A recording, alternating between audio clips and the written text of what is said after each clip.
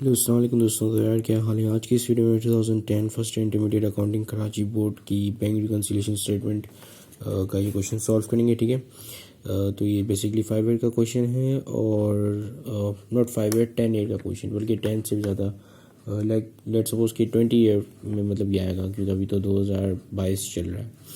सो मतलब उसका 10 ईयर का क्वेश्चन या 20 ईयर का क्वेश्चन है। तो आज हम इसे सॉल्व करेंगे और जानेंगे कि हम इसे किस तरीके से सॉल्व कर सकते हैं और बेसिक एक अंडरस्टैंडिंग बिठाएंगे बैंक रिकन्सिलिएशन स्टेटमेंट के हवाले से। ठीक है, तो बैंक रिकन्सिलिएशन स्टेटमेंट होती क्या है, तो सबसे पहले हम इस बारे में बात करते हैं।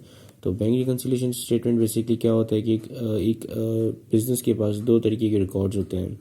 एक ऐसा रिकॉर्ड होता है जो कि बैंक के अकाउंट के थ्रू जो है वो रिकॉर्ड होता रहता है, और दूसरा जो है वो खुद एक रिकॉर्ड मेंटेन करके रखता है। अब जो बिज़नेस के अकाउंटेंट्स खुद बिज़नेस खुद रिकॉर्ड मेंटेन करके रखते हैं, उस रिकॉर्ड को हम कैश बुक बोलते हैं। यानी कि उसमें वो कैश बुक एक होती है, उसमें तमाम ये रिकॉर्डिंग होती है कि कैश कहाँ से आया, कहाँ गया। ठीक है, तो इस चीज़ की रिकॉर्डिंग उस कैश बुक में वो लोग मैनुअली रिकॉर्ड करते हैं। ठीक है, और जबकि क्योंकि ये बैंक मतलब कैश की जो ट्रांजेक्शन्स होती हैं वो ज़्यादातर फाइनेंशियल इंस्टीट्यूशंस या बैंक के थ्रू होती हैं, तो क्या होता है कि एक स्टेटमेंट बैंक भी इनको इशू करती है महीने के एंड में। ठीक है, तो महीने के एंड में इनको बैंक स्टेटमेंट मिलती है, और बैंक स्टेटमेंट में बैंक बता रही होती है कि आपके कहाँ से पैसे आए और कहाँ गए। ठीक है, तो मतलब ये फिर एंड में क्या होता है कि बाज़ औक़ात ये बाज़ औक़ात मतलब कभी कभार मतलब ऐसा होता है कि कैश बुक और बैंक स्टेटमेंट दोनों आपस में मैच नहीं कर रहे होते हैं। ठीक है, कैश बुक में कोई अलग बैलेंस आ रहा होता है और बैंक स्टेटमेंट में कोई अलग बैलेंस आ रहा होता है। अब वो इसलिए हो रहा होता है कि क्योंकि बैंक स्टेटमेंट जो महीने के एंड में आती है, तो उसमें हमें मतलब पता नहीं चलता कि बैंक ने कोई अगर हिडन चार्जेस लगाए हुए हैं। ठीक है, तो अगर लेट सपोज कि बैंक ने जो हिडन चार्जेस लगा लिए और हमारे अकाउंट में से डायरेक्टली काट लिए, तो ये बात हमें पता नहीं होगी और कैश बुक में से वो चार्जेस नहीं काटेंगे। तो जिसकी वजह से क्या होगा कि बैंक स्टेटमेंट ओवर स्टेटेड मतलब अंडर स्टेटेड हो जाएगी, या बैंक स्टेटमेंट में जो बैलेंस आ रहा होगा वो कैश बुक से डिफरेंट होगा। इसी तरीके से कभी कभार ऐसा भी होता है कि एक बंदे जो है वो हमारा कस्टमर जो है वो डायरेक्ट हमारे बैंक के अंदर ही डिपॉजिट कर देता है, और बैंक वाले हमें नहीं बताते कि हमारे बैंक अकाउंट के अंदर पैसे गए हैं, तो हम कैश बुक के अंदर वो पैसे नहीं डालते, जिसकी वजह से जब हमें बैंक स्टेटमेंट मिलती है एंड में, तो हम देखते हैं कि भाई हाँ ये पैसे हमारे यहाँ पे ट्रांजेक्शन हुई है, हमारे अकाउंट के अंदर ही पैसे यानी कि हमारे पास आए। तो हम बैंक स्टेटमेंट देखने के बाद अपने कैश बुक को रेक्टिफाई कर लेते हैं, या बैंक रिकन्सिलिएशन जर्नल में, या सॉरी नॉट जर्नल स्टेटमेंट में हम इसकी एंट्री पास आउट कर देते हैं, ताकि हमारे जो ये आखिरी बैलेंस हैं दोनों के वो बराबर हो जाएं। ठीक है, कभी कभी ऐसा होता है कि हमारे पास किसी का चेक आता है, तो हम जो है उसको कैश बुक के अंदर रिकॉर्ड कर लेते हैं कि भाई हमारे पास 7,000 का चेक आया, यानी कि हमारे पास 7,000 पैसे आए। ठीक है, और जब हम उस चेक को जो है बैंक के पास लेकर जाते हैं तो वो बाउंस हो जाता है, या और पता चलता है कि उस बैंक अकाउंट में सफिशिएंट फंड ही नहीं है। ठीक है, तो क्या होता है कि हमें फिर एक और एंट्री पास करनी पड़ती है बैंक रिकन्सिलिएशन स्टेटमेंट में, जिसमें हमें ये शो करना पड़ता है कि चेक जो है वो बाउंस हो गया, तो जिसकी वजह से जो हमने कैश बुक के अंदर 7,000 रुपीज़ डाले हुए थे वो हमने निकालने पड़े। ठीक है, क्योंकि वो 7,000 हमें कभी रिसीव ही नहीं हुए, क्योंकि वो चेक जो था वो बाउंस हो गया। ठीक है, तो इस तरह के केसेस भी होते हैं। अब देखो क्या होता है कि बैंक रिकन्सिलिएशन जब भी आती है, जब भी आपके पास बैंक स्टेटमेंट आती है, तो बैंक स्टेटमेंट के हम क्रेडिट बैलेंस को जो है डेबिट अपना डेबिट मानते हैं, और बैंक स्टेटमेंट के डेबिट बैलेंसेस को अपना क्रेडिट मानते हैं। ऐसा क्यों करते हैं? तो देखो यार, इसकी एक ये वजह है कि बैंक जो है हमारे पैसे को लायबिलिटी मानती है। ठीक है, क्योंकि वो बैंक अपना पैसा नहीं होता। जो भी आप अपने अकाउंट खोलते हो बैंक में और अपना पैसा डिपॉजिट करते हो, तो वो पैसा बैंक का नहीं होता। ठीक है, आप बैंक को पैसे दे नहीं रहे हो, आप क्या कर रहे हो, बैंक को पैसे लैंड कर रहे हो, या बैंक को पैसे संभालने के लिए दे रहे हो। तो बैंक क्या करती है, उन पैसों को अपना लायबिलिटी मानती है। ठीक है, कहती है कि ये मेरे पास आया, तो इसका मतलब कि मैं इसको अकाउंट्स पेबल खोल देगी। ठीक है, अकाउंट्स पेबल क्रेडिट कर देगी। ठीक है, और अगर वो बैंक के अकाउंट से चला गया, तो फिर अकाउंट्स पेबल को डेबिट पे साइड पे रिकॉर्ड करेगी, तो ये डेबिट हो जाएगा। ठीक है, तो जब भी अगर आपके पास बैंक अकाउंट है, तो और आप पैसे डिपॉजिट करते हो, तो आपको ये मैसेज आता है कि आपके बैंक अकाउंट के अंदर इतने पैसे क्रेडिट कर दिए गए हैं। क्रेडिट कर दिए दैट्स मीन कि वो डाल दिए गए हैं। ठीक है, और इसी तरीके से जब भी आप अपने अकाउंट से विड्रॉ करते हो तो आपके पास मैसेज आता है कि आपके अकाउंट से पैसे डेबिट कर दिए गए हैं, जबकि कैश बुक में ऐसा नहीं है। ठीक है, जब आपके पास जब भी पैसे आते हैं तो आप उसको डेबिट करते हो, क्योंकि कैश एज एसेट जब भी बढ़ता है तो हम उसको डेबिट करते हैं, और जब भी वो घटता है तो हम उसको जो है वो क्रेडिट करते हैं। ठीक है, तो इस चीज़ का हमें थोड़ा ख्याल रखना पड़ता है बैंक रिकन्सिलिएशन स्टेटमेंट बनाते वक्त। ठीक है, तो अब हम शुरू करते हैं बैंक रिकन्सिलिएशन स्टेटमेंट को बनाना। ठीक है, हमने जान लिया कि ये क्यों बनती है और इसमें किस तरह के केसेस आते हैं, और हमने ये भी जाना कि बैंक स्टेटमेंट को किस तरीके से हम रीड कर सकते हैं। ठीक है, और उसकी जो ट्रांजेक्शन्स कैसे होती हैं। तो अब यहाँ पे लिखा है कि on comparison of cash book bank column and the bank statement of Aslam traders for the month of July 2009। ठीक है, जुलाई 2009 का हमने इन दोनों स्टेटमेंट को कंपेयर किया। ठीक है, रिवील्ड द फॉलोइंग, और हमारे पास कुछ फॉलोइंग इन्फॉर्मेशन रिवील्ड हुई मतलब कि नज़र आई। ठीक है, तो सबसे पहले हम यहाँ पे पढ़ लेते हैं। अच्छा, सबसे पहले मैं आपको ये पैटर्न बता दूँ। अब उसका पैटर्न ये होता है कि एक तरफ आप जो है कैश बुक लिखते हो, दूसरी तरफ आप पासबुक, ठीक है, जो कि आपकी बैंक स्टेटमेंट होती है या बैंक के रिकॉर्ड्स होते हैं। फिर यहाँ पे पर्टिकुलर जहाँ पे आप नैरेटिव्स लिखते हो। ठीक है, फिर यहाँ पे हम सबसे पहले हम क्या करते हैं, सबसे पहले हम बिजनेस का नाम, ठीक है, फिर बैंक रिकन्सिलिएशन स्टेटमेंट, और फिर जिस पीरियड की हम बना रहे वो पीरियड। ठीक है, जैसे फॉर द पीरियड एंडेड जुलाई 31, 2009 की बना रहे तो हमने ये पीरियड लिख लिया। ठीक है, अब हम हमारी पहली एंट्री पढ़ते हैं। पहली एंट्री में लिखा है कि balance as per bank statement on July 31, 2009 was 57,000 rupees. ठीक है, अब क्या है कि लिखा है कि हमारे बैंक स्टेटमेंट के मुताबिक हमारे बैंक बैलेंस में मतलब बैंक बैलेंस जो है वो 57,000 का पड़ा हुआ है। ठीक है, यानी कि पासबुक के अंदर कितने पड़े हुए हैं, 57,000। ठीक है, अब यहाँ पे नैरेटिव क्या लिखेंगे, बैलेंस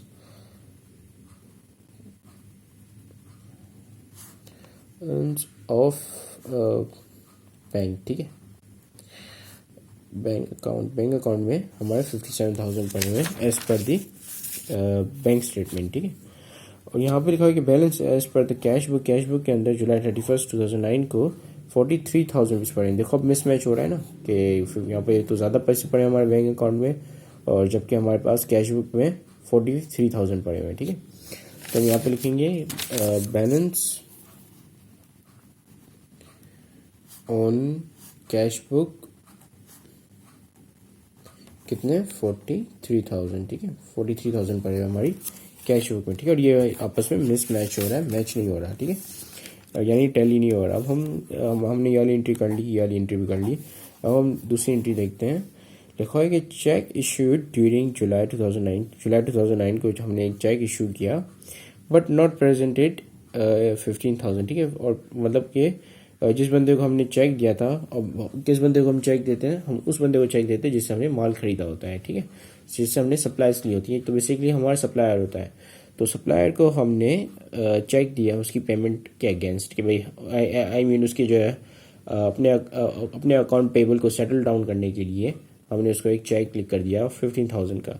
अब लिखा है कि नॉट प्रेजेंटेड का मतलब कि वो चेक लेकर नहीं गया बैंक में, और उसने हमारे बैंक अकाउंट से पैसे नहीं निकाले। ठीक है, जबकि उसको निकालने चाहिए थे, और इवेंचुअली निकाल लेगा मीन्स कि इन द फ्यूचर या इनकमिंग फ्यूचर वो ये 15,000 विड्रॉ कर लेगा। ठीक है, तो जब हमने चेक इसको लिख कर दिया था, हमने क्या किया था कि हमने अपनी कैश बुक से 15,000 विड्रॉ कर दिए थे। ठीक है, विड्रॉ कर दिए थे उस 15,000 को, लेकिन वो हमारे बैंक अकाउंट से विड्रॉ नहीं हुआ है। अब लेकिन अगर नहीं हुए लेकिन इवेंचुअली हो जाएंगे। ठीक है, यानी इन फ्यूचर आने वाले फ्यूचर में हो जाएंगे, तो हम क्या करेंगे कि हम अभी उसको जो है वो विड्रॉ कर देंगे। ठीक है, तो हम यहाँ पे लिखेंगे कि अनप्रेजेंटेड चेक। ठीक है, अनप्रेजेंटेड चेक यहाँ पे लिखेंगे, अनप्रेजेंटेड चेक या नॉट प्रेजेंटेड चेक भी लिख सकते हो। ठीक है, अनप्रेजेंटेड चेक, बल्कि नॉट प्रेजेंटेड चेक लिखना ज़्यादा सही लग रहा है। ठीक है, कितना 15,000। ठीक है, तो 15,000 जो है बैंक अकाउंट से नहीं निकला, लेकिन इवेंचुअली निकल जाएगा, तो हम इसको अभी निकाल देंगे। ठीक है, तो मैंने इसको नेगेटिव में लिखा है। अकाउंटिंग में जब भी आप ब्रैकेट देखो किसी भी अमाउंट के आगे, तो इसका मतलब कि ये नेगेटिव में है। ठीक है, यानी कि माइनस की साइन के साथ लिखी हुई है। ठीक है, अब हमारी ये पहली तीसरी एंट्री भी हो गई। ठीक है, इसको टिक कर देते हैं। तो हमारी चौथी एंट्री है bank charges not entered in cash book. ठीक है, ₹500। तो बैंक ने क्या किया कि हमारे अकाउंट से चार्जेस निकाल लिए, जो भी उनके चार्जेस थे 500 रुपीज़ थे, ठीक है। तो 500 रुपीज़ उन्होंने हमें हमारे बैंक अकाउंट से डायरेक्ट पैसे निकाल लिए और हमें नहीं बताया कि हमारे बैंक अकाउंट से पैसे या हमारे पास से जो है 500 रुपये चले गए, ठीक है। तो जिसकी वजह से हमने कैश बुक में ये नहीं लिखा कि हमारे पास जो है वो 500 रुपये का कैश चला गया है। तो जब हम बैंक स्टेटमेंट हमारे सामने आई, हमें पता चला कि बैंक ने 500 रुपये के चार्जेस हमसे लिए हैं, तो अब हम क्या करेंगे कि कैश बुक के अंदर वो 500 रुपये भी कैश बुक से भी निकाल देंगे, ठीक है। तो यहाँ पे हम लिखते हैं लेस या बैंक चार्जेस, ठीक है। बैंक चार्जेस कितने, 500 रुपये जो बैंक ने हमारे अकाउंट से निकाल लिए और हमें पता नहीं था, तो जिसकी वजह से हमने चेक बुक से कैश बुक से ये 500 रुपये नहीं निकाले, तो बैंक रिकन्सिलेशन करते वक्त हमने ये निकाल लिए, ठीक है। ये वाली एंट्री भी हो गई। अब हमारी बचती है एंट्री नंबर 5। अब लिखा हुआ है local rent debited by bank not recorded in cash book 3500, ठीक है। लोकल रेंट डेबिटेड हो गया, ठीक है। डेबिटेड का मैंने आपको क्या मतलब बताया कि निकल गया बैंक अकाउंट से, ठीक है, बाय बैंक, ठीक है, not recorded in the cash book. कितना, 3500, यानी कि 3500 हमारे बैंक ने हमारे अकाउंट से डेबिटेड कर दिया। डेबिटेड कर लिया यानी कि निकाल लिए और हमें पता भी नहीं चला कि इन्होंने निकाले, ठीक है।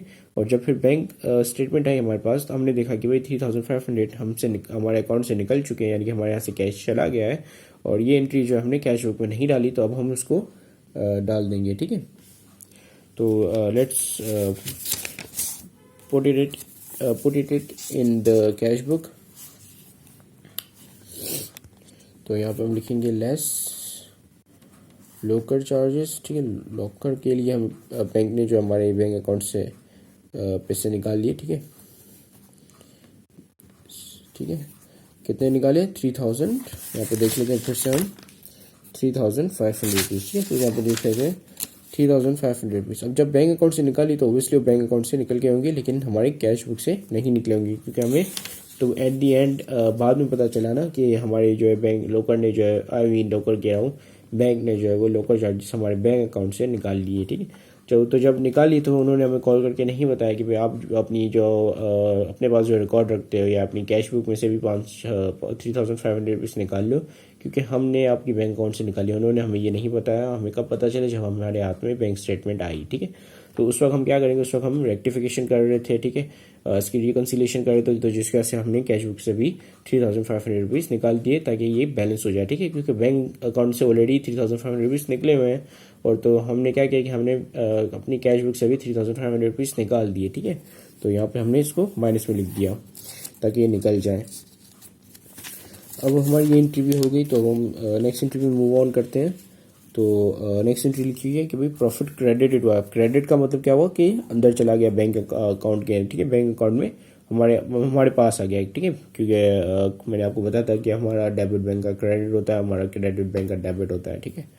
सो प्रॉफिट जो है क्रेडिट हो गया कितने, 1500 से, एंड टैक्स डेबिटेड टैक्स निकल गया हमारे अकाउंट से कितना, 150 का, ठीक है, by bank not recorded in the cash book, ठीक है। कैश बैंक, क्योंकि बैंक ने हमें बताया बगैर ही हमारे अकाउंट के साथ ये खिलवाड़ कर ली, ठीक है। उससे कैश उसके अंदर जो है प्रॉफिट डाल दिया हमारे अकाउंट के अंदर कितने का, 1500 का, और टैक्स निकाल दिया कितने का, 150 रुपीज़ का, ठीक है। और ये जो हमें पता नहीं थी, क्योंकि बैंक ने जो डायरेक्ट हमारे बैंक अकाउंट के साथ खिलवाड़ किया, हमें कॉल करके नहीं बताया। और जब बैंक स्टेटमेंट हमारे यहाँ पे सामने आई, तो हमें पता चला कि कोई ऐसी खिलवाड़ भी हुई है। तो अब हम क्या करेंगे कि उसको जो है वो कैश बुक पे भी ट्रांसफ़र कर देंगे, क्योंकि कैश बुक के अंदर रिकॉर्ड नहीं है ये चीज़, ठीक है। तो कैश बुक के अंदर भी हम रिकॉर्ड कर देते हैं, ठीक है। तो यहाँ पे हम लिखेंगे प्रॉफिट क्रेडिटेड, ठीक है, क्रेडिटेड हो गया, प्रॉफिट क्रेडिटेड हुआ हमारे बैंक अकाउंट के अंदर कितना, 1500 का। अभी ये मैं माइनस में नहीं प्लस में लिख रहा हूँ, ठीक है, तो इसके आगे मैंने ब्रैकेट नहीं लगाया। और दूसरा क्या हुआ कि दूसरा टैक्स जो है वो कलेक्टेड हो गया, टैक्स निकल गया, टैक्स कलेक्टेड, ठीक है। और ये भी जो हमें ये बताया हुआ तो हमें पता नहीं था, तो जिसके वजह से हमने पहले रिकॉर्ड नहीं किया, तो अब हम अभी कर रहे हैं, ठीक है। कितना, 150 का कैश टैक्स जो है वो निकल गया हमारे बैंक अकाउंट से, ठीक है। तो हमने यहाँ पे लिख लिया 150 रुपीज़। अगर आपको अभी भी समझ में नहीं आया तो देखो क्या हो रहा है कि हमारे पास एक तरह का रिकॉर्ड, दो तरह के रिकॉर्ड होते हैं, ठीक है। एक कैश बुक का रिकॉर्ड होता है जो कि हम खुद मेंटेन कर रहे होते हैं, दूसरा जो है बैंक मेंटेन कर रही होती है।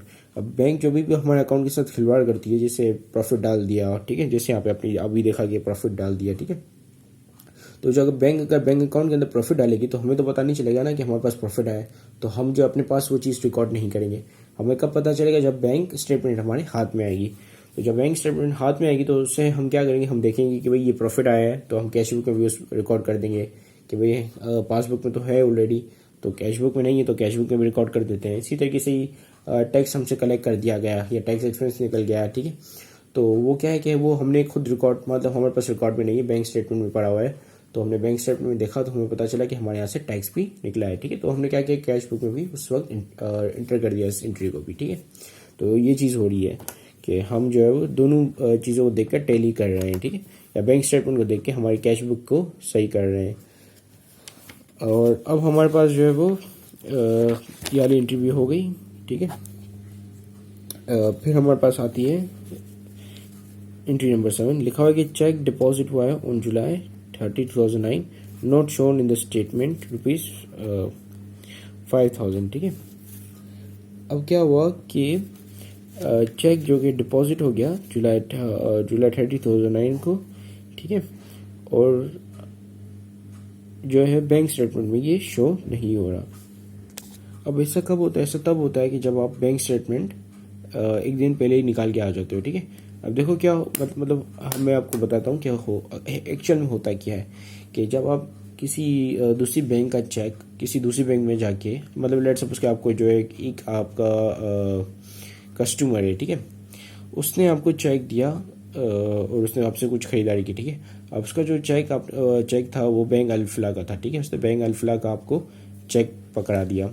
अब आपका जो है बैंक अकाउंट है वो HBL में, ठीक है, लेट सपोज। तो अब जब आप बैंक अल्फला का चेक अपने अकाउंट में HBL वाले अकाउंट में डिपॉजिट कराओगे तो वो पहले जाएगा क्लियरिंग में, ठीक है। क्लियरिंग में एक दिन लगता है, एक दिन के बाद जो है आपकी अमाउंट जो है वो हिट करती है आपके अकाउंट में, ठीक है। तो क्या हुआ कि आपने जिस दिन चेक जमा करवाया और क्लियरिंग में गया उसी दिन आपने बैंक स्टेटमेंट निकाल ली, ठीक है। तो ऑब्वियसली वो चेक जो है बैंक स्टेटमेंट में तो नहीं आएगा ना। तो यहाँ पे भी कुछ यही सीन हुआ है कि चेक जब डिपॉजिट हो गया था तो आप वो क्लियरिंग में चला गया, ठीक है, आपके अकाउंट में नहीं आया, क्लियरिंग में चला गया, लेकिन आपने बैंक स्टेटमेंट निकाल ली तो आप उस बैंक स्टेटमेंट में वो चेक कहीं पे भी नज़र नहीं आ रहा था, ठीक है, आप पे हिट नहीं हुआ, उसकी एंट्री नहीं हुई उस बैंक स्टेटमेंट में, लेकिन इवेंचुअली हो जाएगी। लेकिन यानी कि अगर आप एक दिन बाद की जो बैंक स्टेटमेंट फिर से निकालोगे उसी महीने में या उसी महीने की जो है बैंक स्टेटमेंट फिर से निकालोगे 1-2 दिन छोड़ के, ताकि वो क्लियरिंग मतलब क्लियर हो जाए और फिर आपके वो अमाउंट जो आपके अकाउंट में हिट कर जाए, तो उसमें फिर वो जो है वो रिकॉर्ड में आएगा, ठीक है, यानी बैंक स्टेटमेंट फिर अपेयर होगा। तो इस वक्त नहीं हुआ, तो इसका मतलब कि आपने जो है वो बैंक स्टेटमेंट या तो जल्दी निकाल दी या तो फिर अभी भी वो क्लियरिंग में है वो चेक, ठीक है, लेकिन इवेंचुअली वो आपके बैंक अकाउंट में चला जाएगा। तो जिसके वजह से आप क्या करोगे कि बैंक रिकन्सिलेशन करते वक्त आप बैंक स्टेटमेंट के अंदर या पासबुक के अंदर वो ऐड कर दोगे, ठीक है। तो हम क्या करेंगे कि हम ये जो चेक के 5,000 का ये 5,000 जो है वो ऐड कर देंगे हमारी पासबुक में, ठीक है। तो लिखेंगे क्या, चेक डिपॉजिट या डायरेक्ट डिपॉजिट या चेक डिपॉजिट, ठीक है, कितने का 5,000, तो 5,000 का हम यहाँ पे एडअप कर देंगे, ठीक है। अब हमारी दूसरी एंट्री, हम दूसरी एंट्री पे जाते हैं। तो हमारी जो दूसरी एंट्री है वो कौन सी है, वो एंट्री नंबर 8 और ये आखिरी एंट्री है। इसमें लिखा हुआ कि डायरेक्ट डिपॉजिट हुआ बाय कस्टमर ₹6,650। अब देखो, एक तो ये डायरेक्ट डिपॉजिट था जो कि हमने मतलब जिसमें क्लियरिंग का इशू था, ठीक है, तो हम यहाँ पे लिख देते हैं क्लियरिंग, ठीक है, ताकि ये थोड़ा वो हो जाए, डिस्टिंग्विश हो जाए इनसे। तो एक तो ये इशू था कि हम क्लियरिंग का इशू था जिसकी वजह से हमने जो बैंक स्टेटमेंट निकाल ली जल्दी और वो क्लियर होके अमाउंट जो है वो हमारे अकाउंट में हिट नहीं हुई, ठीक है। दूसरा यहाँ पे क्या हुआ है कि ये कह रहा है कि भाई डायरेक्ट डिपॉजिट हुआ है बाय कस्टमर ₹6,600, ठीक है। अब क्या हुआ कि कस्टमर ने जो है कस्टमर के हमारे पास कुछ अकाउंट रिसीवेबल्स खुले हुए थे, ठीक है, और कस्टमर ने हमें बगैर बताया, यानी कि हमें फ़ोन करके नहीं बताया कि भाई मैं अपने आपके अकाउंट में जो है पैसे जमा करा रहा हूँ, उसने डायरेक्ट जाके कैश चेक जो है वो जमा करा दिया आपके अकाउंट में, ठीक है।